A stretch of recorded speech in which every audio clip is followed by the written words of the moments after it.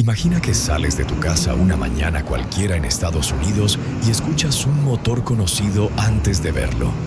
Un autobús amarillo se detiene justo frente a la banqueta. Las luces rojas empiezan a parpadear. Un letrero octagonal se despliega desde el costado del vehículo como una orden silenciosa. Los autos que venían detrás se detienen en seco. Un niño con mochila baja los escalones de su casa, cruza la calle y sube. La puerta se pliega. El autobús sigue su camino. La has visto cientos de veces, aunque nunca hayas pisado Estados Unidos. Está en Los Simpson, en las películas de Spider-Man cuando Peter Parker corre para no perderlo, en comerciales, en series completas.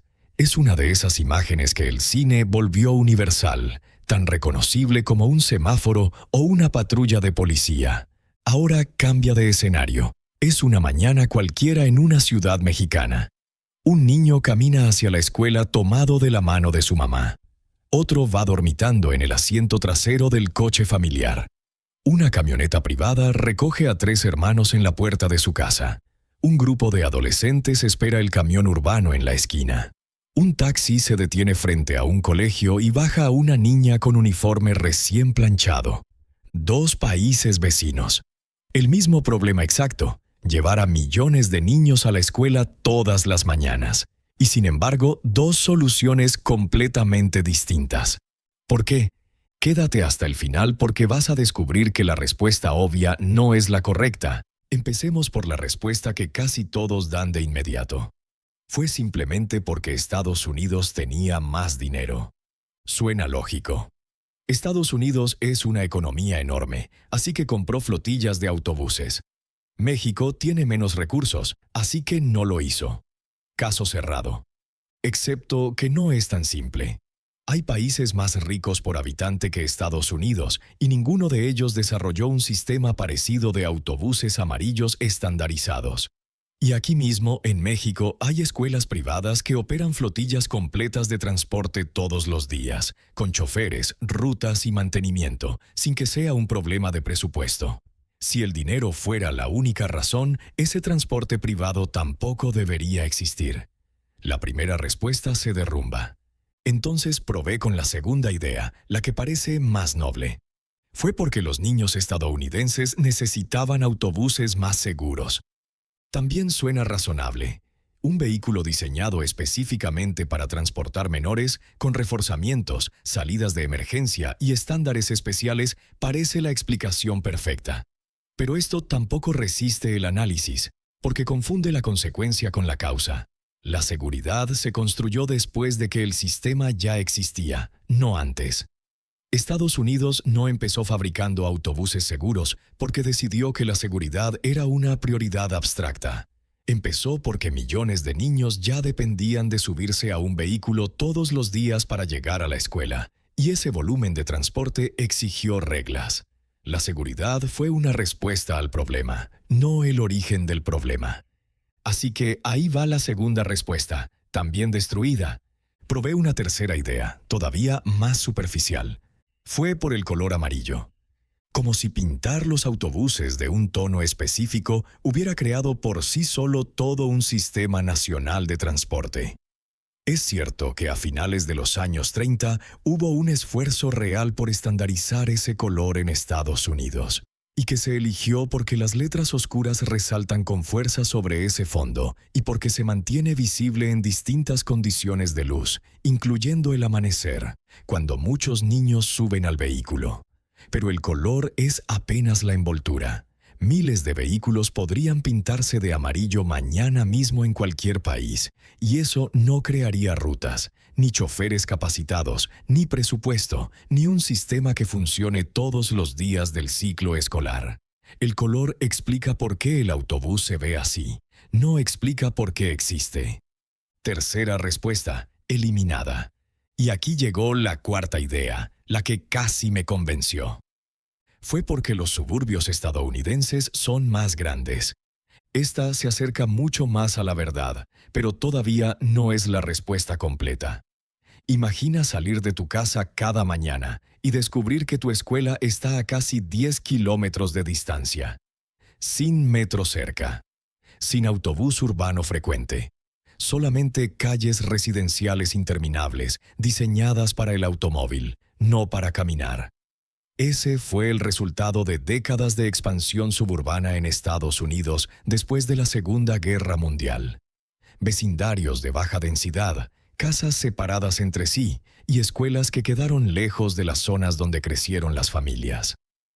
El tamaño del suburbio es una pieza enorme del rompecabezas, pero por sí solo tampoco explica todo, porque el tamaño del suburbio solamente crea el problema. No explica por qué la solución terminó siendo pública, organizada e institucional en lugar de quedar, como en México, repartida entre las familias, el transporte urbano y las escuelas privadas. 4 respuestas, 4 explicaciones destruidas o incompletas. Entonces, ¿cuál es el verdadero villano de esta historia? No es una persona, no es una empresa, no es siquiera un gobierno. El verdadero villano es la distancia entre la casa y la escuela. Un enemigo invisible que ha estado presente en cada decisión de este video, aunque nadie lo mencione directamente. Cada vez que un suburbio se expandió, la distancia creció. Cada vez que una escuela se construyó lejos de las casas, la distancia ganó terreno. Y cada solución que vamos a ver a partir de aquí, desde los distritos escolares hasta el color del autobús, fue en el fondo un intento de vencer a ese mismo enemigo. Cuando la distancia se volvió demasiado grande para caminar, alguien tuvo que responsabilizarse de resolverla. En Estados Unidos, esa responsabilidad terminó cayendo en los distritos escolares, que organizan la educación pública a nivel local. Muchos de ellos asumieron el transporte como parte de su función, aunque las reglas varían. La elegibilidad puede depender de la distancia exacta entre la casa y la escuela, de la edad del estudiante, de la seguridad de la ruta o de políticas específicas de cada distrito y estado. No existe una sola ley federal que obligue a todo el país por igual, pero en muchísimas comunidades esa red de rutas, choferes y horarios se volvió tan institucional como los propios salones de clase. Aquí viene el primer dato que probablemente no sabías. Cuando un conductor se detiene ante un autobús escolar con las luces rojas encendidas, no lo hace solo por cortesía. En muchos estados, esa detención se exige por ley con sanciones serias, porque el momento más peligroso no es el trayecto.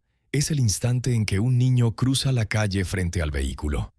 El autobús no solo transporta, también controla el tráfico a su alrededor durante unos segundos cada mañana. Segundo dato sorprendente, casi todos los autobuses escolares en Estados Unidos se ven parecidos no por casualidad, sino por una estandarización que definió carrocería, altura de ventanas, salidas de emergencia y hasta el tono exacto de amarillo, para que cualquier automovilista los reconozca de inmediato, sin necesidad de leer ningún letrero. Tercer dato. Algunos estudiantes estadounidenses pasan más de 1 hora dentro del autobús cada mañana, porque en distritos rurales extensos la ruta debe recorrer distancias enormes para recoger a pocos niños dispersos en el territorio. La misma distancia que creó el sistema también puede convertirse en su mayor desafío. Y el cuarto dato, quizás el más importante, comprar autobuses amarillos no recrea este sistema. Detrás de cada ruta hay choferes capacitados, seguros, combustible, mantenimiento constante, depósitos de vehículos, planeación de rutas, inspecciones y coordinación diaria. El autobús amarillo parece un vehículo, pero en realidad es una enorme red administrativa con ruedas. Entonces, ¿por qué México nunca combatió a la distancia de la misma manera? Porque en muchas ciudades mexicanas la distancia nunca creció tanto. Muchas escuelas quedaron integradas dentro de los propios vecindarios. La densidad urbana facilitó caminar o usar transporte público que ya existía antes de pensar en un sistema escolar específico. Y culturalmente, las familias asumieron con frecuencia la responsabilidad directa del traslado. Construir una flotilla pública tan grande como la estadounidense habría exigido un presupuesto operativo sostenido durante décadas, no solamente la compra inicial de vehículos. Pero cuidado, porque aquí hay una contradicción que no se puede ignorar. No toda la experiencia mexicana es igual. En comunidades rurales, algunos estudiantes sí enfrentan distancias considerables, con recursos de transporte mucho más limitados que en las ciudades. Algunos municipios y estados sí operan programas específicos de transporte escolar, y tampoco toda la experiencia estadounidense es uniforme. En las grandes ciudades, muchos estudiantes jamás suben a un autobús amarillo porque caminan, usan el metro o el transporte público, igual que en cualquier ciudad densa de México. El villano, la distancia, se comporta distinto según el terreno donde ataca. La verdad completa, entonces, nunca fue una sola causa. Fue la combinación de todas. El tamaño de los suburbios que multiplicó la distancia, los distritos escolares que decidieron combatirla de forma institucional, la regulación y la seguridad que se construyeron después para proteger ese sistema, y el color amarillo que terminó siendo la piel visible de todo ese esfuerzo. México enfrentó a la misma distancia con otras herramientas, ciudades más compactas, transporte público preexistente y una responsabilidad repartida entre familias e instituciones privadas. El autobús amarillo no es solamente un vehículo, es la consecuencia visible de cómo un país entero decidió construir sus ciudades, organizar sus escuelas y mover a millones de niños cada mañana. Y cada vez que lo veas aparecer en una película o en una serie, quizás ya no lo veas igual. Ahora quiero saber qué piensas tú. ¿Crees que México debería construir un sistema público de autobuses escolares como el de Estados Unidos? ¿O el verdadero enemigo, la distancia, se combate mejor con ciudades más compactas? Déjamelo en los comentarios.